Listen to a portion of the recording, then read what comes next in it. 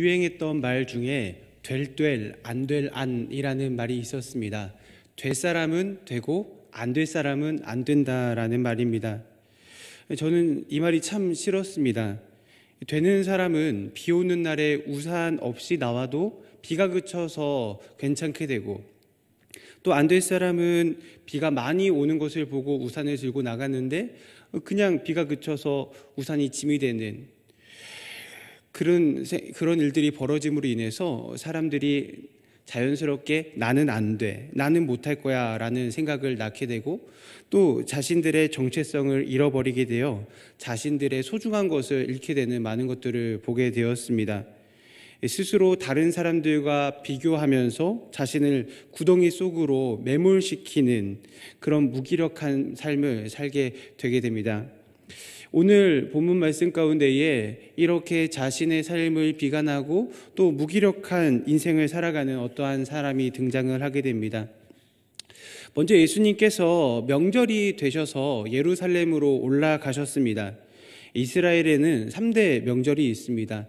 오늘 새벽 예배 때도 함께 나누었었는데 어떤 명절이 있을까요? 유월절과 칠칠절과 초막절이 있습니다. 오늘 말씀이 그 중에 어떠한 명절인지에 대해서는 구체적으로 기록하고 있지는 않지만, 명절이기 때문에 예루살렘 가운데에는 인파들로, 사람들로 가득 찼을 것입니다. 흩어졌었던 디아스포라 유대인들이 다 명절을 지키기 위해 미리 예루살렘에 도착을 했고 이제 제물을 바칠 준비를 하고 있었습니다. 예수님께서도 명절을 보내시기 위하여서 예루살렘으로 올라가셨습니다. 그런데 예수님께서 예루살렘에 도착하셔서 처음 방문하신 곳은 성전이 아니었습니다. 예수님께서는 성전으로 곧장 가지 않으시고 양문 근처에 있는 베데스다라는 연못으로 향하셨습니다. 이 베데스다라는 단어는 히브리 언어 두 단어의 합성으로서 집을 의미하는 베이트, 그리고 은혜, 자비, 사랑, 긍휼을 의미하는 헤세드라는 이 두 단어에 합쳐진 말입니다. 이 두 단어 베이트와 헤세드가 합쳐져서 베데스다라고 부르게 되는데요. 은혜의 집, 자비의 집, 사랑의 집, 긍휼의 집이라는, 듣기만 해도 가슴이 뭉클해지고 따뜻해지는 그런 장소인 것 같아 보입니다. 그리고 또한 그곳에 그 의미를 더욱 빛나게 해주는 것이 있는데 바로 그곳이 양문 근처에 있다라는 사실입니다. 이 양문이라는 것은 하나님께 제사를 드릴 양들이 지나가는 문을 의미하는데요. 이스라엘 백성들의 죄가 양에게 전가가 되어서 이 양들이 불살라짐으로 인해 용서를 받게 되는, 죄가 사함을 받게 되는 이스라엘 백성들에게 있어서 회복을 상징하는 그런 장소였습니다. 이렇게 자비가 넘치는 곳에 자비를 필요로 하는 사람들이 모이게 되었습니다. 이 베데스다 연못에서는 시각장애인 그리고 지체장애인들이 많이 모여 있었습니다.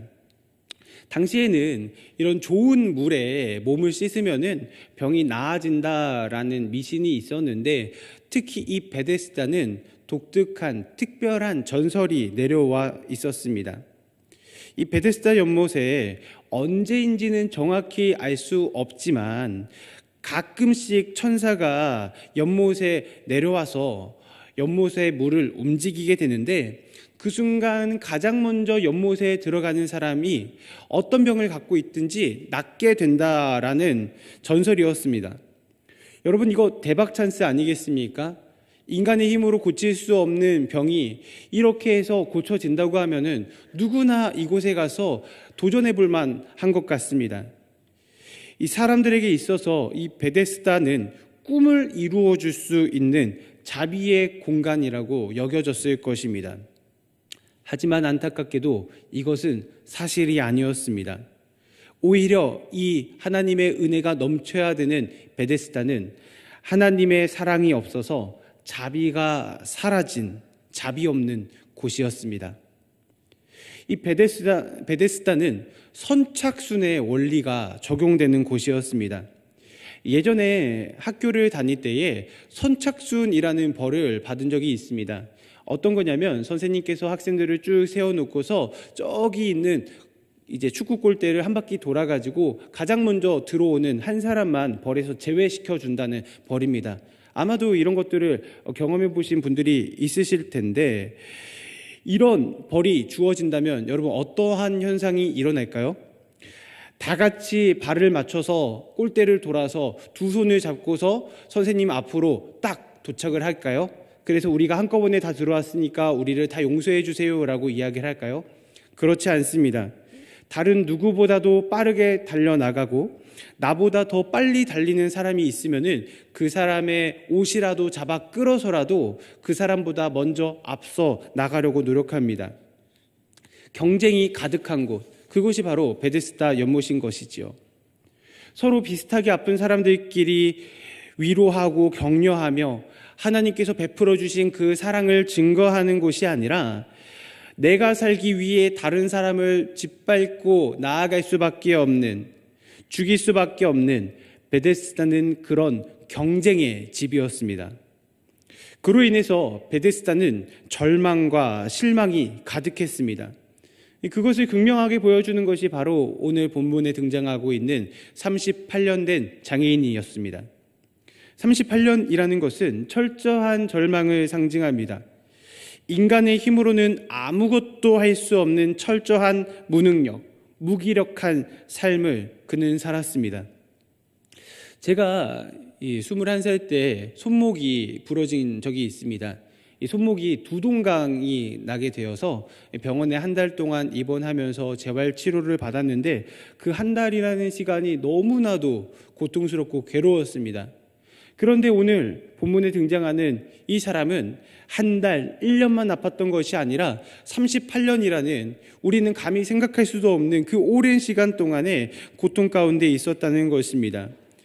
이 사람의 젊은 날의 청춘도 다 지나가 버리고 이제 고통과 절망밖에 남지 않은 인생을 그는 살고 있었던 것입니다. 그런데 오늘 예수님께서 그렇게 고통 가운데 있는 그 장애인을 주목하셨습니다. 인간은 자신에게 도움이 되는 사람을 살펴봅니다. 하지만 예수님께서는 예수님을 필요로 하는 사람을 주목하십니다. 얼마 전에 드라마나 영화를 볼 수 있는 넷플릭스라는 곳에서 오징어 게임이라는 드라마를 방영하여서 전 세계를 떠들썩하게 만들었습니다. 이 오징어 게임에 나오는 사람들은 살아남기 위해서 자신에게 도움이 되는 사람들을 선택해서 그들과 함께 생존 게임을 펼칩니다.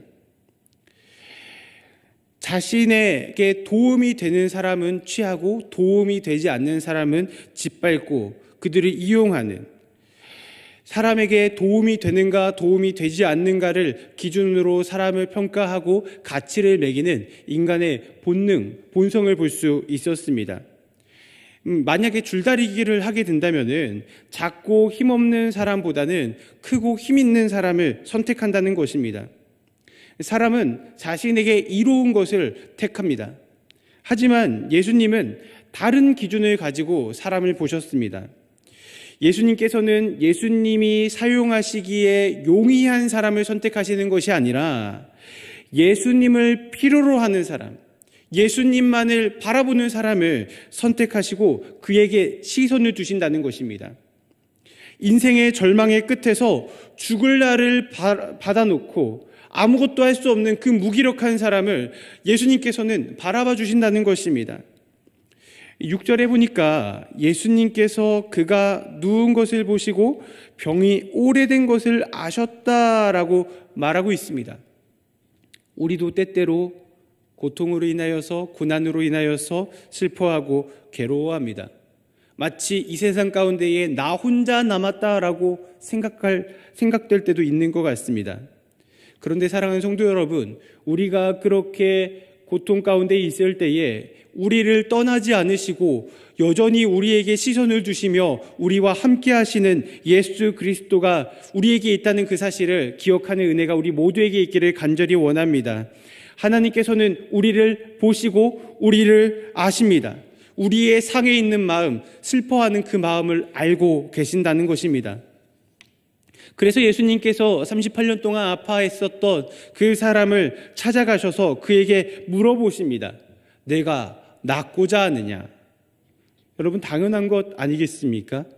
그의 인생 가운데에 해결돼야 하는 가장 큰 어려움, 최고의 고민거리를 예수님께서 지금 물어보고 계시는 것입니다. 그런데 이상하게도 이 38년 동안 아팠던 사람은 예수님의 내가 낫고자 하느냐라는 물음에 전혀 엉뚱한 것을 대답합니다. 그는 낫고 싶습니다 라는 말을 예수님께 드려야 했지만 물이 움직일 때 나를 넣어주는 사람이 없습니다 라는 다른 대답을 드리는 것을 볼 수가 있습니다. 예수님께서 당연한 것을 물어보신 이유가 바로 이것이었습니다. 그는 몸뿐만 아니라 마음까지도 아픈 병들어 있는 상태였습니다. 철저한 절망으로 인하여서 원망이 가득한 삶을 그는 살았던 것입니다. 사실 시각장애인 또 지체장애인은 다른 누군가의 도움을 절실히 필요하는 사람들입니다. 자비의 집 가운데에 다른 사람들로부터 자비를 얻어야지 살아갈 수 있는 사람들입니다. 하지만 그들은 자신들에게 자비를 베풀어 줄 사람이 없음으로 인하여서 외로움 가운데에 절망 가운데에 삶을 살았던 것입니다. 이 베데스다에 천사가 가끔 내려와서 연못을 움직이는데 그때가 어떤 때인지 정확히 아는 사람은 없었습니다. 신기루 같은 거죠. 그럴 것이다 라고 이야기는 하지만 실제로 그것을 보고 경험한 사람은 없었던 것입니다. 아마 이 38년 된 장애인과 수많은 아픈 사람들이 천사가 내려올 그날만을 손꼽아 기다리고 있었을 것입니다. 어디선가 천사가 내려왔다라는 소리가 들리면은 누구보다 빠르게 연못으로 향할 것입니다. 그런데 연못에 채 다다르기도 전에 이미 풍덩하는 소리가 여기저기에서 들려오게 되고 이런 것들을 몇십 년 동안 경험했다고 생각해 보십시오. 얼마나 삶이 괴롭겠습니까?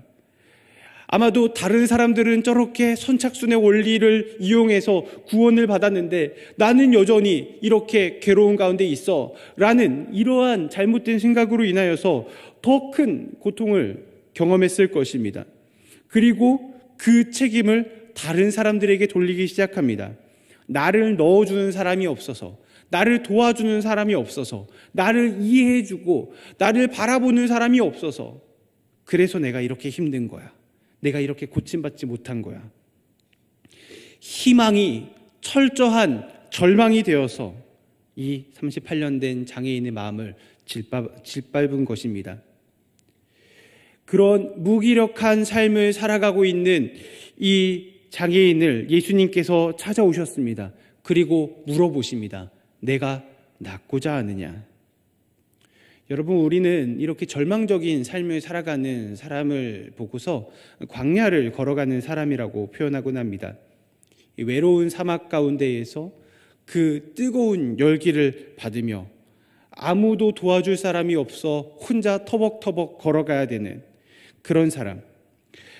어디가 끝인지 알지 못하여서 어디로 가야 되는지 몰라서 막막함을 가지고 인생을 하염없이 살아가는 우리는 그런 사람을 광야를 걸어가고 있다라고 말하고 있습니다. 아마도 이 38년 된 장애인이 그러한 막막함을 가지고 있지 않았을까요? 그런데 오늘 말씀 가운데에 이러한 삶을 평생 살았었던 그를 주목하는 분이 계셨습니다. 바로 예수님이십니다. 그곳에 아마도 수백 명의 환자들이 몰려 있었을 것입니다. 그런데 예수님께서는 그 가운데에서 이 사람을 특별히 주목하십니다. 예수님의 시선은 오로지 예수님을 필요로 하는 그를 향하고 있었다는 것입니다. 자신을 옮겨줄 사람 한 명이 없는 그 가운데에 자신이 이야기하는 그 한마디를 들어줄 사람이 없는 가운데에 예수님께서는 그에게 관심을 가지십니다. 여러분, 이 38년 된 환자, 예수님께 고침을 받을 만한 행동을 한 적이 없습니다. 이제 성경 가운데에 나오는 다른 사람들처럼 예수님을 하나님의 아들이라고 고백하지도 않고 또 믿음의 신앙을 고백하지도 않았습니다. 신앙적으로는 예수님께서 앞으로 죄를 짓지 말라고 말씀하실 만큼 거룩하지 않은 사람일 수도 있습니다. 그런데 예수님께서는 자격 없어 보이는 이 사람을 고치셨습니다. 8절 말씀을 보니까 예수께서 이르시되 일어나 내 자리를 들고 걸어가라 하시니 예수님께서 그에게 일어나 걸어가라고 말씀하십니다. 여기에서 일어나다라는 단어는 에게이로라는 단어입니다. 이 단어를 요한복음 2장에서 먼저 사용을 했었는데요. 어떨 때 사용됐었냐면 예수님께서 성전을 허물라 그럼 내가 3일 만에 다시 일으켜 세우겠다라고 하신 그것과 동일한 단어가 사용된 것입니다. 이 에게이로, 일어나다라는 단어의 뜻은 직접적인 일어나다, 그리고 조금 더 나아가서 죽음 가운데에서 일으키다라는 뜻을 가지고 있습니다. 예수님께서 죽어버린 성전을 허물어버리고 다시 회복시키시겠다고 말씀하신 것처럼 오늘 38년 된 장애인에게 동일한 단어를 사용하심으로써 그를 죽음 가운데에서 다시 일으켜 세워 구원하시겠다고 말하고 계신 것입니다. 예수님께서 이에게 말씀하시는 겁니다. 너는 더 이상 죽은 자가 아니야. 너는 죽은 자 가운데서 살아날 거야. 예수님의 이 한마디에 38년 동안 고통 가운데에 머물렀었던 그는 정말로 그 자리에서 일어나 걸어갈 수 있게 되었습니다. 예수님의 그 말씀이 자격 없는 인생을 죽은 자 가운데서 살리신 것입니다. 저는 말씀을 준비하면서 이 대목이 참 이해가 되지 않았습니다. 어떻게 믿음의 고백 없이 구원을 받을 수 있을까? 어떻게 아무런 조건 없이 이렇게 병고침을 받을 수 있을까? 여러분, 이게 가능한 일일까요? 여러분들은 쉽게 납득이 되십니까? 도대체 이 사람이 무엇을 했길래 예수님께서 이 사람을 고쳐주시고 구원해 주셨을까요? 그런데 성경을 보니까 저와 같이 예수님의 기적에 의문을 품는 사람들이 있었습니다. 그 사람들은 바로 유대인들이었습니다. 아까 말했듯이 이날은 명절이었는데 특별히 안식일이었습니다. 유대인들이 보니까 38년 동안 걷지 못했던 사람이 자리를 들고 걸어가는 것입니다. 그리고 그 사람을 향해서 호통치기 시작합니다. 안식일에 자리를 들고 이동하는 것이 옳지 못하다. 구약 성경에서 안식일에 일하는 것은 금지된 사항입니다. 보통 일이라고 하면은 생업과 관련된 행동을 생각하곤 하지만 이 랍비들은 안식일에 일하는 것을 39가지 종류로 구분하였는데 이 사람이 다른 곳으로 이동하는 이것이 율법을 어긴 것이라고 정죄했었던 것입니다. 대부분의 사람들이 이 사람이 38년 동안 아픔을 경험했다는 것을 알고 있었을 것입니다. 그런데 그 아픔을 겪었었던 사람이 드디어 병이 나음을 받아 걷게 되었습니다. 여러분, 정상적으로 하나님을 섬기는 사람이라면 이 광경을 보고서 어떠한 반응을 보여야 할까요? 누구보다 그 사람을 축복해주고 축하해줘야 되는 거 아니겠습니까? 네가 드디어 고침을 받았구나. 축하한다. 새로운 삶을 내가 격려한다. 그와 함께 기쁨을 나누어야 되는 것이 참된 그리스도인 아니겠습니까? 그런데 유대인들은 그렇지 않았습니다. 유대인들에게 있어서 중요한 것은 율법을 지켰는가, 지키지 않는가였습니다. 사람의 마음과 상태는 중요하지 않았습니다. 그들은 오직 자신의 정의, 그 정의만을 중요하게 여기는 삶을 살았던 것입니다. 예수님께서 사랑하는 자신의 백성들에게 십계명을 주셨습니다. 십계명을 주신 이유가 여러 가지 세칙을 만들어서 그것에 이끌리는, 규율에 이끌리는 삶, 그런 삶을 살아가기 위해서 예수님께서 십계명을 주셨을까요? 아닙니다. 죄를 짓는 것을 즐기는 인간이 이제는 그 죄악들을 끊어버리고 하나님을 사랑하고 이웃들을 사랑하는 하나님의 자녀로서의 삶을 살아갈 수 있도록 하나님께서는 십계명을 주셨습니다. 그런데 오늘 유대인들은 하나님의 사랑을 실천하는 데는 도무지 관심이 없고 오히려 회복을 경험한 사람들을 향하여서 질책을 하고 정죄하는 모습을 보이고 있는 것입니다. 사람들을 향한 긍휼한 마음은 전혀 없고 자기 의로 가득 찬 인간의 연약함을 보여주고 있습니다. 그들은 스스로 죄가 없는 존재로 생각했습니다. 그렇기 때문에 자신들이 만들어 놓은 그 39가지의 그 안식이 율법을 어겼다는 이유로 그 사람을 고통스럽게 만들고 있는 것입니다. 자신들이 스스로 만들어 놓은 그 율법을 지키는 행위로 말미암아 구원받았다고 생각했기 때문에 그것을 지키지 않는 사람을 자신들의 공동체원으로 생각하지 않았었던 것입니다. 이러한 절망적이며 정죄받아야 되는 마땅한 사람들, 고통 가운데 있는 사람들, 그 사람들을 회복시키시기 위하여서 우리를 찾아오신 단 한 분이 계시는데 그분은 바로 우리 주 예수 그리스도십니다. 예수님께서는 세상 가운데에 정죄받고 고통 가운데 있는 그 사람을 구원하시기 위하여서 병을 고치시고 더 나아가 구원이라는 영원한 생명을 선물해 주셨습니다.